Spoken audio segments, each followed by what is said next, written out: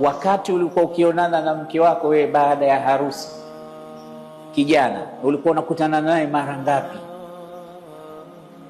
kwa siku? Sikwambii kwa wiki. Alafu day by day inapungua